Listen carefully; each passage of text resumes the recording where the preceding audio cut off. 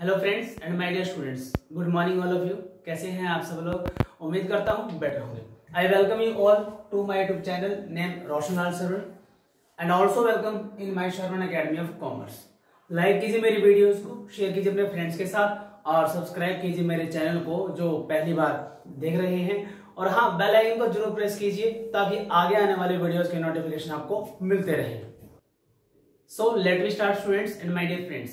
Today we are going to start lecture number 2 of the chapter Financial Statement of NPO, Not for Profit Organization. पिछले lecture में हम कर चुके हैं कि NPO का मीनिंग क्या होता है, NPO की कैरेक्टरिस्टिक्स क्या होती है, कैसे कैसे अकाउंट्स बनाती है, उसमें हमने NPO की डिटेल पढ़ ली थी। अब जो NPO है वो 3 टाइप के फाइनेंशियल स्टेटमेंट्स बनाती है। उसमें 2 अकाउंट और एक balance sheet. Receipt and payment account, second income and expenditure account, third क्या होगा बैलेंस शीट। अब उसमें से नंबर 1 हम पढ़ने जा रहे हैं रिसिप्ट एंड पेमेंट अकाउंट। आपको मैं साथ साथ हिंदी भी बताऊंगा ताकि साथ साथ आपको समझ भी आता है। रिसिप्ट यानी कितना हमें रिसीव हुआ है, प्राप्त हुआ है, मिला है, कितना हमारे पास आया है। पेमेंट कितना हमने पे किया है, कितना हमारे पास से गया है, कितना कैश गया है। सो रिसिप्ट एंड पेमेंट अकाउंट का हिंदी में नाम क्या माना जाएगा? प्राप्ति और भुगतान। ठीक है, बस जस्ट आपको जो है हिंदी में इनके मीनिंग पता होने चाहिए, इसलिए मैंने बताया। Summary of cash book. Receipt and payment account जो होता है वो हमारा किससे बनाया जाता है? वो कैश बुक से बनाया जाता है। कैश बुक के अंदर यानी कैश अकाउंट के अंदर जितनी भी ट्रांजेक्शन होती हैं वो सारे की सारी ट्रांजेक्शन इस अकाउंट, किस अकाउंट में? रिसिप्ट एंड पेमेंट अकाउंट में लिखी जाती है। डेबिट साइड में हमारे रिसिप्ट होंगी और क्रेडिट साइड में सारी की सारी पेमेंट होगी। रिसिप्ट अकाउंट के डेबिट साइड में रिसिप्ट होंगी। अब रिसिप्ट कौन सी होंगी? रिसिप्ट देखिए 2 तरह की होती है, या तो वो कैपिटल रिसिप्ट होगी या वो रिवेन्यू रिसिप्ट होगी। ये आपने प्लस में पढ़ चुके होंगे आप लोग। आई थिंक एक्सप्लेन करने के लिए नहीं है। फिर बात आती है रिसिप्ट कितने प्रकार की और हो सकती है। वो हो सकती है इस साल की, करंट ईयर की, प्रीवियस ईयर की, पिछले साल की हो सकती है, नेक्स्ट ईयर की भी वो हो सकती है रिसिप्ट। तो डेबिट साइड में सभी रिसिप्ट आएंगी, जितने की जितने रिसिप्ट है। ठीक है, किस रिसिप्ट एंड पेमेंट अकाउंट के डेबिट साइड में सारे के सारे रिसिप्ट आएंगी, चाहे वो रिसिप्ट कैसी हो, क्योंकि ये अकाउंट इसमें जो भी हम ट्रांजेक्शन लिख रहे हैं वो सिर्फ और सिर्फ ऑल रिसिप्ट एंड पेमेंट लिख रहे हैं। वो चाहे कैसी भी रिसिप्ट हो, पिछले साल की, इस साल की, अगले साल की, रिवेन्यू रिसिप्ट या कैपिटल रिसिप्ट, बस रिसिप्ट होनी चाहिए। हमारे पास एनपीओ के पास पैसा कितना आया वो रिसिप्ट में लिखेंगे। यहां देखिए मैंने लिखा हुआ है capital receipt, revenue receipt, previous year receipt, current year receipt, next year receipt. Similarly credit side में पेमेंट आई तो पेमेंट में भी यही बातें होंगी, चाहे वो कैपिटल नेचर की पेमेंट हो, चाहे वो रिवेन्यू नेचर की पेमेंट हो, चाहे वो लास्ट ईयर की पेमेंट हो, चाहे वो करंट ईयर की पेमेंट हो, चाहे वो नेक्स्ट ईयर की पेमेंट हो। आपने पेमेंट कब की और कैसे की? अगर आपके पास कैश बुक में सारा रिकॉर्ड है तो क्रेडिट साइड में, पेमेंट साइड में, रिसिप्ट एंड पेमेंट अकाउंट की क्रेडिट साइड में वो सभी की सभी पेमेंट दिखाई जाएगी। आई होप यहां तक आपको अच्छे से समझ आया होगा। एक्सपेंसेस। चलिए आगे बढ़ते हैं। Characteristics receipt and payment account.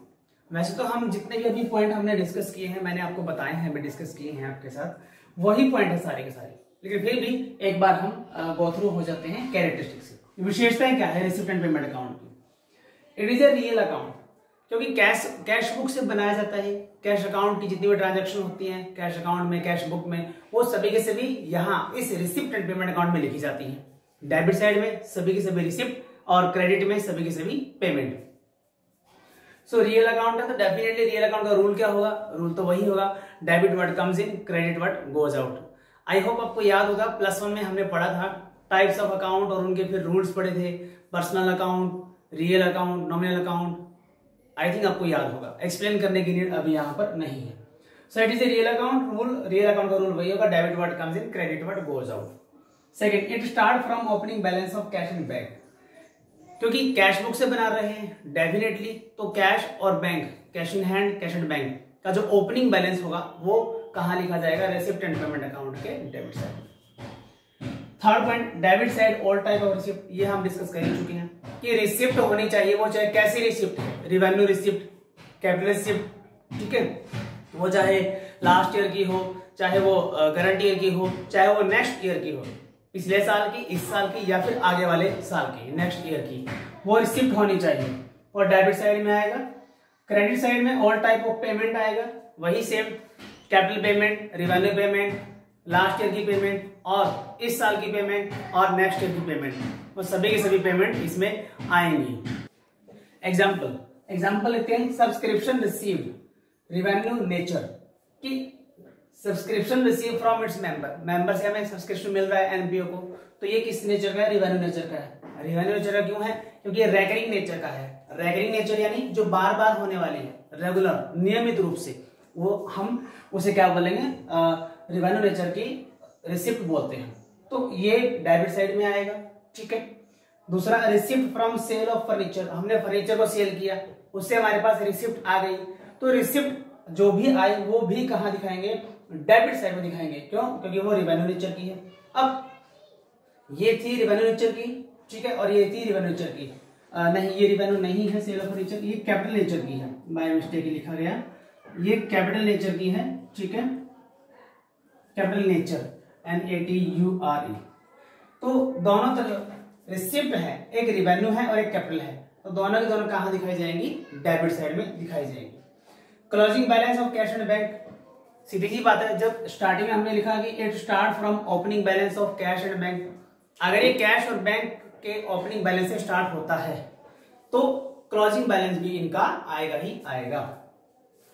Not recorded non cash item, non cash item जिससे कैश पे के आने और जाने पे फर्क नहीं पड़ता, जैसे कि depreciation, outstanding expenses, unearned income, तो इस तरह के एक्सपेंसेस, नॉन कैश एक्सपेंडिचर जो होते हैं, non cash income, non cash payment जो होती है, ठीक है, वो हम यहाँ पर इस रिसिप्ट एंड पेमेंट अकाउंट में नहीं दिखाते।